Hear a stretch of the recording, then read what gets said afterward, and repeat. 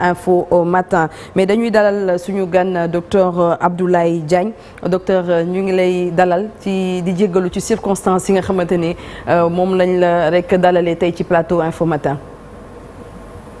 Merci jërëjëf. Ça tombe mal. Ça tombe comme mal. vous le dites parce que Jimi ñëpp xamoon nañ ko. bu gaañoo tey. je comprends l'émotion qui vous habite tous. waaw. yàgg naa déglu musique super voilà Jimi. waaw yàgg naa ko déglu depuis les origines hein. Jusqu'à bi mu demee dellu si. yëpp. ban séquence moo la gën a marqué ci Jimi.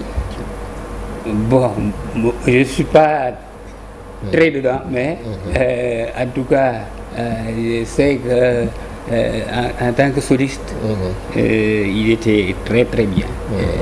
Ça marque tous les esprits. Tous les anciens le connaissent hein. dëgg la anciens le connaissent. am nañ ko bu baax. merci. ñu waxtaanee le mauvais traitement des médecins du Sénégal loolu mooy njàngatu tey bi démb sax jotoon nañ ci daal di laal ak ci njàngatu ci commenté ndaxte dafa nekk li nga xamante ni daf ñu alerter ñun ñëpp. ci moment bi nga xamante ni on a besoin de médecins on a besoin d'avoir ay plateau médical yu relevé donc ñuy wax mauvais traitement médecins yi mais également di wax la fuite des cerveaux donc tey jii nii loolu yëpp na lañ ko mën a jàngatee. jërëjëf may nuyu ñi toog ci plateau bi ñëpp. depuis Diao jusqu'à Thiandoum passant par Chérif Dia. Chérif. Donc dama fi ñëw au titre de la COSAS. COSAS waaw. mooy coalition pour la santé et l'action sociale. mais comme invitation bi dafa xaw gàtt. li may wax plutôt peut-être pour sama bopp la. sama waxu bopp lay doon. comme on n'a pas eu le temps de se concerter. COSAS dañu am habitude bala ñuy def dara ñëpp daje wax. ñu tënk après ñëw. c'est même le principe c'est le principe du jàngat même. Voilà. Malheureusement on n'a pas pu c'est hier soir que on m'a pris au pied levé. li nga wax mooy problème mu médecin yi par rapport ak leur traitement boo waxee médecin nag da ngay xool typologie bi maanaam du ñëpp du benn.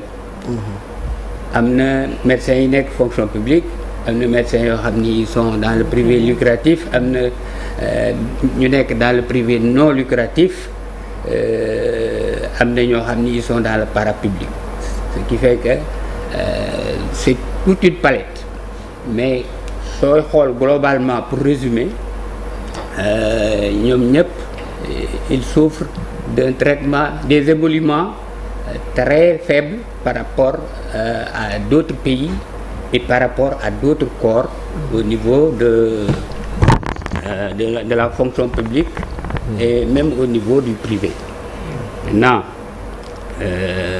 leneen li nga ci teg mooy la fuite des cerveaux kooku conséquence la mën nañu ko traiter comme une conséquence. waaw. je peux y aller. non defal yow rek la ñuy dégg. waaw donc boo gisee li am mooy médecins yi ba ñuy tàmbali en tout cas si at yu weesu kenn bëggul woon génn Dakar loolu waroon ngeen ko seetlu bu baax a baax. lu tax bëgg ñu génn Dakar parce que boo nekkee Dakar. quel que soit le traitement da ngay def lu ñuy wax xarmat ñenn ñi di wax kolobaan ñenn ñi di ko tuddi neneen hein. En tout cas pour les médecins de la fonction publique parce que je crois qu'il faut qu'on circonscrive le sujet chez les médecins du public parce que loolu mooy tax ñu mën a comparer ak yeneen corps yoo xam ni ils sont dans la fonction publique. boo leen nee génn leen Dakar du ñu mën génn Dakar parce que. xarmat bi fi la bare. xam nañ ni. bu ñu demee ci àll bi dara amu fa loo xam ni dinañ ko mën a am comme complément. Et la fonction publique est faite de sorte que dafa am des grilles salariales et grilles salariales yooyu les médecins sont à l'échelon le plus élevé parce que c'est des A spécial mais grille salariale boobu joxu la loo xam ni dina la mën a teddal parce que boo comparé par exemple un médecin et un magistrat ou un médecin et un administrateur civil c'est totalement différent. Même boo demee bay comparer ak d'autres corps même parce que là j'ai une anecdote bi ma nekkee côté Matam amoon naa suma benn promotionnaire dafa recevoir benn ñeesam boo xam ne day jàngale mu defar ko lépp lu mu ko war defaral rey xar yi fii rey bëy yi fii bi mu paree nag bu muy waaj a dem mu jëndal ko ay yére def lu nekk mais bi muy dafa dajale bagaasam am bulletin de salaire am bu wadd bi bulletin de salaire bi waddee moom mu for ko mais dafa jóge Matam ba Ourossogui pour ñëw ni ma ñun tekkiwuñu dara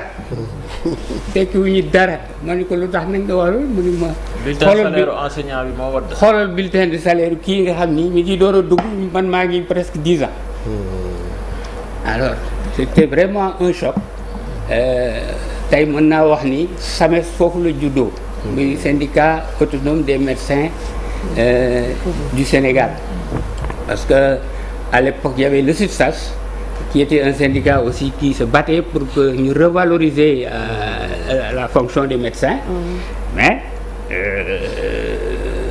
dafa bëri woon ay jaxas-jaxas am na les assistants sociaux am na les infirmiers am na les sages-femmes même ñooñu ils sont lésés les paramédicaux. oui mais maman salariale c'est bon vas-y. man ko loolu mooy problème bi docteur parce que un bac plus 8 quand même war na mun a am traitement salarial bu nga xam ne méngoo na ak cursusam parce que ku jàng juróom-ñetti at ba génn nekk dans le circuit ci wàllu payor war na mën a am lu nga xam ne wax dëgg yàlla du ñee kenn lan mooy problème bi ba traitement salarial bi demee noonu et en général ça tourne autour de combien pour ne pas être indiscret. C'est pas indiscret et je suis très à l'aise pour le dire. Parce que le problème mooy l'indice ne te donne pas grand-chose.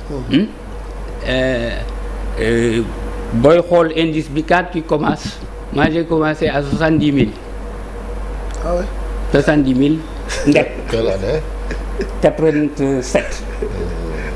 90 000 70 000 et là aussi j'ai une anecdote parce que j'étais avec un promotionnaire et un ami qui certainement m'entend bi ñu ko joxee 70 000 yi fay ko pour billetage il était déjà fâché qu'on le paye au billetage mais dañu ko jox 70 000 yi mun leen lii ngeen may jox li mooy salaire bi ñu ni ko waaw mu ni jox leen ma feuille mu jël feuille bind tout de suite sa lettre de démission et il est parti depuis lors il n'est pas revenu. Pour dire que indice bi joxu la dara et les indemnités et les primes moom la ñu tabaxee salaire u médecin yi maintenant indemnités yooyu boo ko amulee bokkuloo ci dara les autres corps yu ñuy comparer ñooñu dañuy am ay primes yoo xam ni pour ñun jéggi na dayo alors que quand tu vas dans d'autres pays le salaire de base du médecin moom déjà ça lui permet de vivre correctement et cela se continue parce que quand maintenant tu vas vers la retraite quand tu vas vers la retraite c'est le salaire de base sec qui vient 70 000 ou 100 000 il y en a qui ont 70 000 il y en a qui ont 100 000 maintenant da ngay dem rangi IPRES tout ce que tu veux faire pour les soins da ngay dem rangi parce que mag nga et tout ça donc lenn li nekk ci origine problème boobu aussi mooy que le médecin, il termine à 30 ans. À l'époque, on disait quand tu termines à 30 ans, tu ne peux pas intégrer la fonction publique. Donc, tu es non-fonctionnaire. Et en tant que non-fonctionnaire, tu as peu de valeur par rapport à yeneen corps yi. Et boo génnee aussi, tu vas à l'IPRES. Et l'IPRES, on sait vraiment tout ce qu'il y a là-bas comme problème. Et finalement, soo koy xool les médecins du point de vue émolument vraiment amuñu benn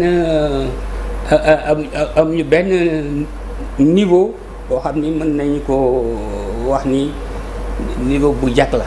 Donc il faut refondre defaraat tout le système santé bi de bout en bout. Il faut refaire ça, ñu update encore grille salariale yi protocole yeeg yooyu noonu parce que quand même 70 000 wala changé nañ ko. changé nañ ko loolu laa bëggoon ñëw. waaw parce que bi Ablaye Wade di ñëwee. fekk fi problème bi kooku mën nañu ko wax ni moom moo ko cassé. léegi les médecins débutent à peu près à 500 000 francs. Ok. Donc il y a vraiment une augmentation au niveau des émoluments pour les médecins.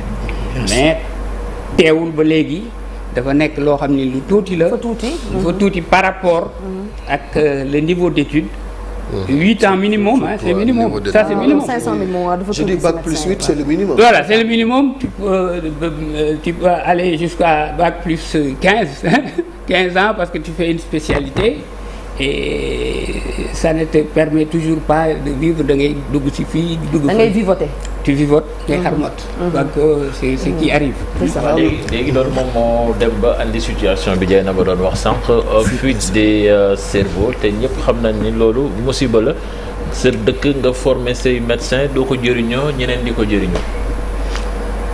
loolu mooy problème bi depuis presque une vingtaine d'années déjà mais jiitu na loolu parce que li ma leen doon nettali léegi mooy ki démissionné kooku état bi dafa investir xaalis ci moom bourse pendant 8 ans après perte ko et au niveau interne même dafay am au niveau interne du pays dafay am fuite de cerveau c'est-à-dire ñi nga xam ni état investiroon na ci ñoom mais tooguñu dañuy mujj dem dans des cliniques privées dans des structures privées ou dans des organismes internationaux tout ça c'était déjà les débuts de la fuite mais li ko gën a dolli mooy par exemple la période de l'ajustement structurel l'État disait qu'il ne recrute pas le médecin qui termine il est en chômage ça ne peut pas se comprendre dans un pays qui est un désert médical. Ouais. Et là bu buntu ubbeekoo feneen c'est la loi de l'offre et de la demande. Dans d'autres pays ils demandent les gens partent là-bas aussi au lieu de rester échoués dans leur propre pays. Et actuellement de grandes sommités donc de la santé ku si mel ni professeur Amadou Gallo Diop démb ñu ngi ko doon wax fii ci plateau bi nekkoon ancien chef service neurologie bu hôpital Fann mi ngi alerté ne foofu ñu daal ci bàyyi xel balaa njaw di gën a nu ñu koy waxeeti sax si wolof bi. balaa muy gën a garaaw muy gën garaaw. Mais il a parfaitement raison, c'est un jeune frère. Il a parfaitement raison parce que maintenant, dans les pays développés, il y a des déserts médicaux. Il y a des déserts médicaux et surtout les paramédicaux, ils en ont tellement besoin qu'ils ne font plus trop de chichi sur nationalité, sur correspondance de diplôme. Donc, les offres sont ouvertes et maintenant il y en a qui partent. La cadence s'accélère et donc il faut que l'État, comme vous le disiez tantôt, fasse un effort pour revoir ces grilles salariales. man dama ni woon xëy na avec le tsunami du 24 mars. Les gens vont surfer sur les vagues pour faire certaines choses hein. mooy réformer yi. mais loolu moo xaw a yeex tuuti. on le sent pas ci. voilà ministre bu bees bi ñu dénk wàllu santé amul benn jéego bu ñu gis ne def nañ ko dans le sens quand même ñu réformer système de santé bi Sénégal. ñu ngi liggéey sax mais gisuñ ko mais ça ne se sent pas encore. boo demee ci hôpitaux yi nii service d'urgence yi da ngay dem lii sax doyut da ngay gis koo xamante ni dañ koy teg ci banc wu jaaxle ngir di ko fa perfuser ba léegi mi ngi am Sénégal. loolu moom c'est tout à fait vrai. Ouais. Quand tu fréquentes les hôpitaux daa gis yenn parce que certains hôpitaux sont débordés au détriment d'autres hein parce que c'est pourquoi d'ailleurs on a introduit dans les années 80 les soins de santé primaire pour dégorger les hôpitaux pour que les gens les seuls nécessiteux aillent dans les hôpitaux mais quand tu vas là-bas pour juste un simple palu qu'on peut traiter au niveau du poste de santé ça pose des problèmes. Mais pour dellu si wax ji ñu doon wax mooy il faut que ñu gaaw ñu surfer ñu def les ruptures nécessaires pour vraiment remettre les médecins à leur place comme le disait Thiandoum bac plus 8 et nga nekk presque un indigent ça pose des problèmes. Ouais. Pose des problèmes. Mais je plaide pour la cause des retraités aussi. Bac plus presque 12, tu te retrouves à 100 000 francs. C'est par mois de pension. Par mois de pension. Hémorragie bi du neex a arrêté de. dana jafe parce que la demande est très forte à l'extérieur. Après la Covid, le personnel médical dafa payer un très lourd tribut et les gens ont besoin aujourd'hui de recruter. Et lañ lay fay fële boo ko comparé ak fii pour ñu téye la dina jafe. Absolument laal nga problème bi parce que c'est ça en fait daa dem xëy na boo déparé daa wax ni bon man sama réew moo ma ñor damay liggéey pour que vraiment xooluma ci lu may am xooluma ci daraja xooluma ci leneen mais boo demee ba ci biir njaboot jàpp la daa xoolaat fan nga jëm. su ma yorul dara njaboot gi du ñu am dara. donc bu ma mënee dem feneen. mais dernière question généralement médecins yi di jóge fii fan la ñuy dem ci yan dëkk. pour l'instant lu ñu identifié mooy ñu ngi dem en France. ñu ngi dem aussi du côté de la Belgique. Luxembourg. ñu ngi dem au niveau du Luxembourg également c'est des pays demandeurs. Les médecins yaa ngi dem foofu. et même dans les pays arabes. mais. ak Afrique aussi fépp la ñuy dem. actuellement ñu ngi dem fu nekk parce que. ça paye mieux là-bas. boo amewul lu la yore. da ngay wër rek. da ngay wër waaw da ngay làmbatu. partagé naa ko ci groupe bi de mu am ku def post Facebook ne booy médecins yi jeunes yi ñu ngi créé ay groupe WhatsApp di partager possibilité yeneen réew yu offrir mieux pour dem maanaam muy France comme ni mu ko waxee Belgique Luxembourg. c'est des pays européens donc bu amee possibilité ñu ngi koy partager ci groupe WhatsApp yi donc. Il y a lieu de vraiment trouver une solution le plus rapidement pour améliorer seen ay conditions. ngir ñu mën a toog ci réew parce que bu ñu wax souveraineté aussi souveraineté médicale lu baax la. souveraineté médicale ci wàllu xaalis wala ci wàllu défense ak yooyu mais souveraineté médicale c'est très important. C'est très important. Le dernier mot docteur. li may wax rek mooy moom laay wax toujours les jeunes médecins. et ceux qui sont en activité mooy fu ñuy séddalee boo ko dul fekkee. doo am mukk sàmm bu baax. doo cëru parce que loolu mooy problème bi parce que corps yi ñuy comparé ak médecins yi souvent ñoom ñooy séddale. les administrateurs. régie financière. ñooy yore régie financière yi ñoom ñooy séddale dañuy sédd seen bopp ñun nag du ñu bokk ci place yi ñuy séddale alors dara du ñëw. du côté des médecins sauf des primes yoo xam ni ay guerres ñoo koy indi pratiquement c'est des grèves à n'en plus finir des activités en tout cas extra tout ça c'est les conséquences de ce fait-là. jubbanti bi nguur gi wax. donc jubbanti bi daal. jubbanti bi maanaam xam na jubal mais bu ñu jubbanti système de rémunération bi. loolu jàngalekat yi également yàgg nañu koo kaas ci fonction publique bi dafa am ay disparité war nañoo xool ba nga xamante ne quand même diplôme égal salaire égal surtout que yéen déjà li ngeen di jàng sax ñeneen ñi jàngul.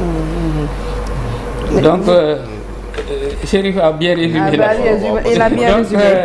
Voilà jubbanti bi daal li mu war a doon mooy jubbanti système de rémunération bi. fexe ba ku nekk gis sa bopp. boo amee lu néew te mën toog sa dëkk moo gën. même loo am lu bëree te tu es hors du pays. ak gën a relever di la remercier bu baax docteur Abdoulaye Diagne président bu commission gouvernance bu coalition nationale pour la santé et l'action sociale nekk consultant senior santé publique ancien directeur général bu CSU ancien médecin chef de région ancien médecin de chef district ancien directeur d'hôpital spécialiste en santé publique depuis 1993 et qui a travaillé pendant une dizaine d'années avec des ONG que ça soit américaines et à l'international. En tout cas on vous remercie beaucoup docteur Diagne. Li nga wax ci retraité yi am na solo. dañoo soxla bu ñu demee retraite ñu mën a dund ci seen retraite waaye que mu nekk sapeur pompier yi que mu nekk ñi nekk ci corps de santé yi ak ñeneen retraite bi daanaka bu ñu ko jotee bu ñu ci passé rek mu daal di jeex loolu war na kon tax ñu daal di bàyyiwaat xel bu baax a baax ci suñu système bi n'est-ce pas. Merci beaucoup. Merci à vous. Merci docteur Diagne di la jaajëfal bu baax a baax dans quelques instants ñu dalal beneen docteur muy Moustapha Ndiaye nekk sociologue.